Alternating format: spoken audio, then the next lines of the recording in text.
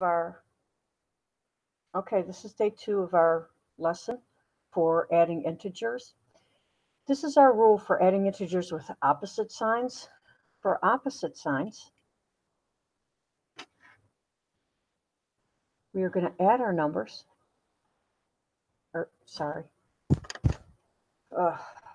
already starting today. We are going to subtract our numbers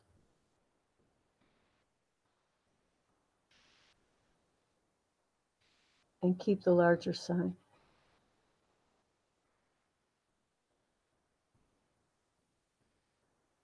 And we'll get to that in a minute, because the first thing we want to do is we want to work with our number line. So we start with 5. We go to 5. And then we're going to come back 3. And if you notice, our answer is 2. So here, it says, how long is the arrow that represents 5? Well, 5 units. In what direction does this point? Points to the right. How long is the arrow that represents -3? Well, 3 units. What direction does this point? Points to our left.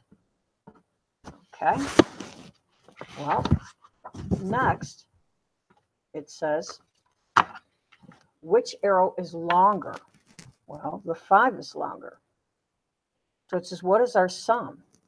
If you were to represent the sum using an arrow, how long would it be and in what direction? Well, our sum is 2. And if we were to represent that sum using an arrow, it would be 2 units. And it would be facing right.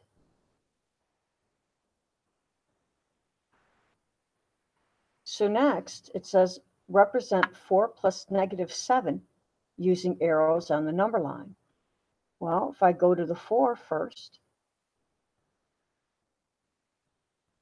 and then I come back -7,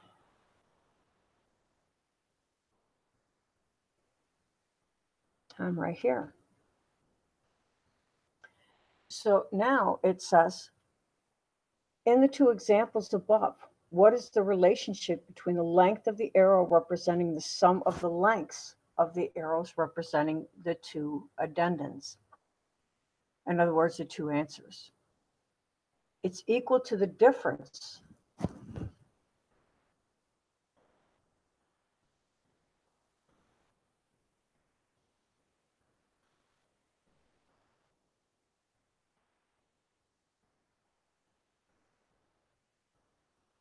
of the absolute values.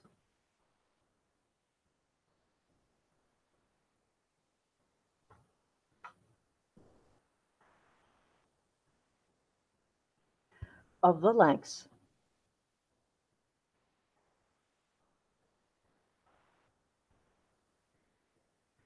of both arrows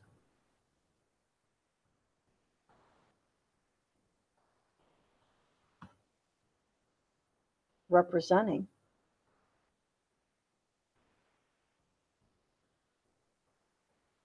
the numbers.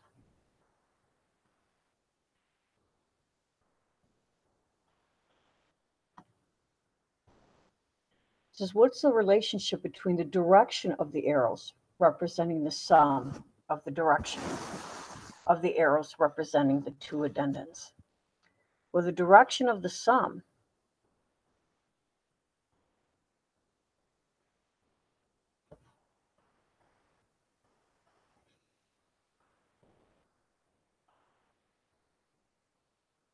has the same direction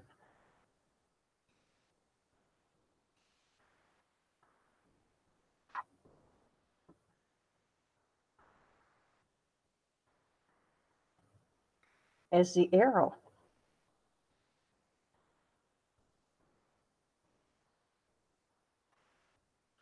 of the number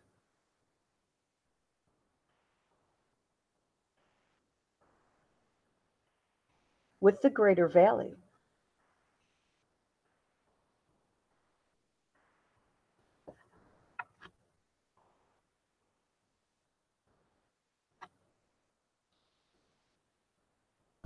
It says write a rule that will give the length and the direction of the arrow representing the sum of the two values that have opposite signs.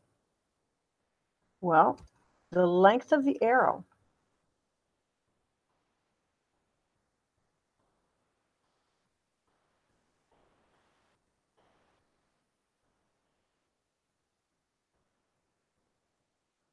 of the sum of the sum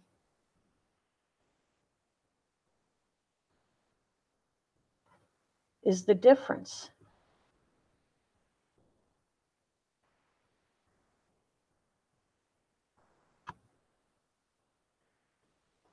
of the absolute values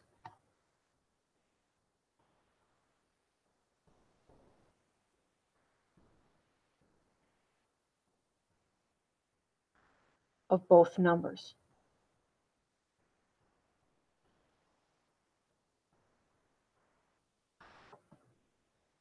The direction of the arrows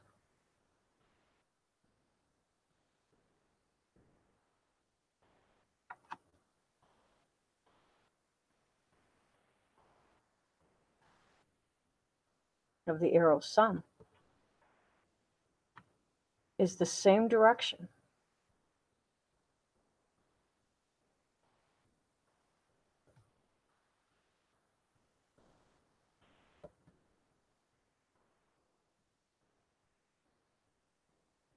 of the longer arrow.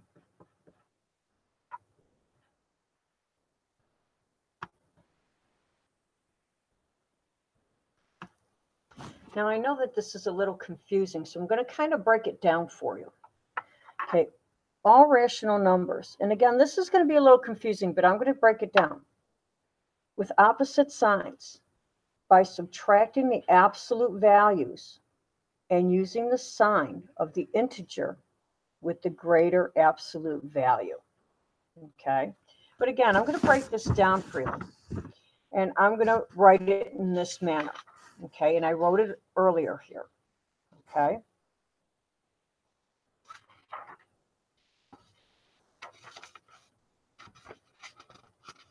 And I'm missing a page, so I'm going to have to get a different page for you guys.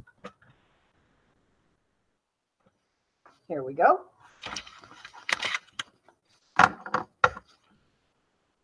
Okay. So basically, here's our rule, okay? If we're adding opposite signs, and I wrote it right in the very beginning,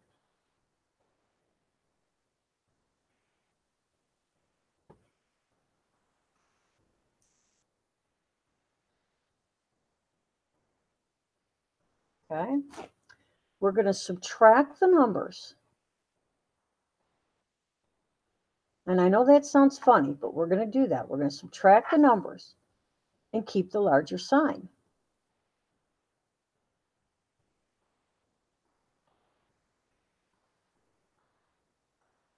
So here it says circle the integer with the greater absolute value. Okay, decide whether the sum will be positive or negative without calculating the sum. So let's do that. Okay, which has the larger absolute value here? Well, 2 has the larger absolute value, and our answer would be positive.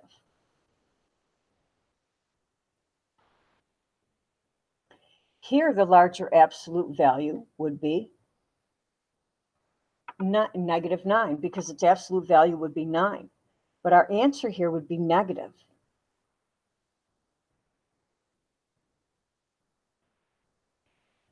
Here, the absolute value, 6, would be larger than -6. But my answer here would be negative.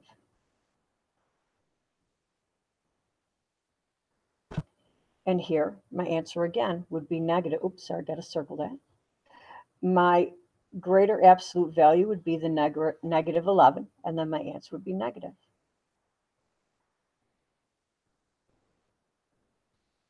Now, if I go by my rule to find the sum, if I'm adding opposite signs, here my signs here are opposite. So if I subtract my two numbers, 10 minus 7 is 3. My larger number is 10. Its sign is negative, and then so is my answer. Here we have 8 and negative 16. My signs are opposite. So 16 minus 8 is 8. 16 is the larger of the two numbers. Its sign is negative. So is my answer.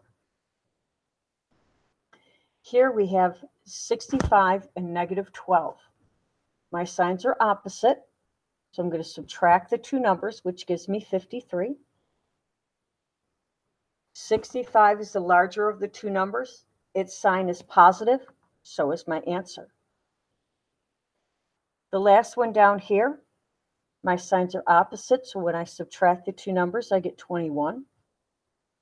Negative 126 is larger than 105. Its sign's negative, so is my answer. Okay.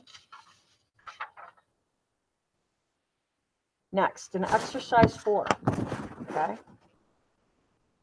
Solve the following problems and show your work. We'll find our sum, okay?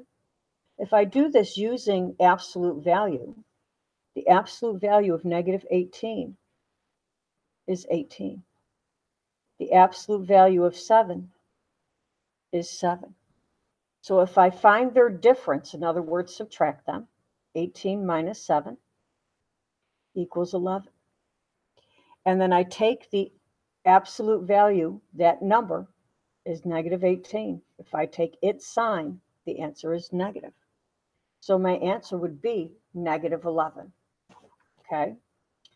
So if the temperature outside was 73 degrees at 5 o'clock, but it fell 19 degrees by 10 p.m., what is the temperature at 10 p.m.? Write an equation and solve.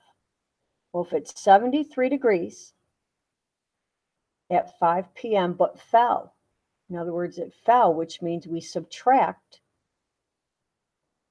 okay, but it should say write an addition equation because we haven't subtracted yet. But it fell 19 degrees, so we have to add that negative 19 degrees, okay? So our signs are opposites. We're going to subtract those two numbers, which is 54. My larger number is 73. Its sign is positive, so is my answer. Now, and here's the important thing here. Write an addition sentence and find the sum using the diagram below. Well, we have negative 10 plus 3.5.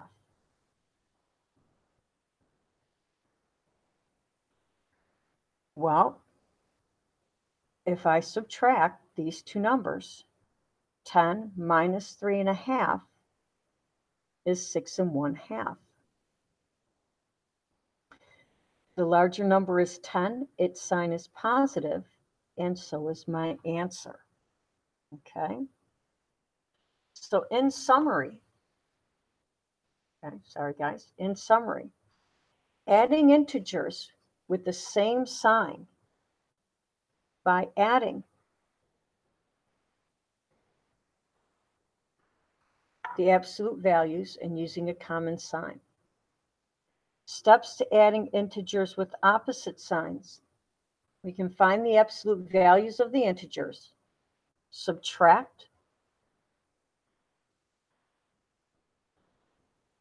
Oh, sorry guys. There we go. Subtract the absolute values. The answer will take the sign of the integer that has the larger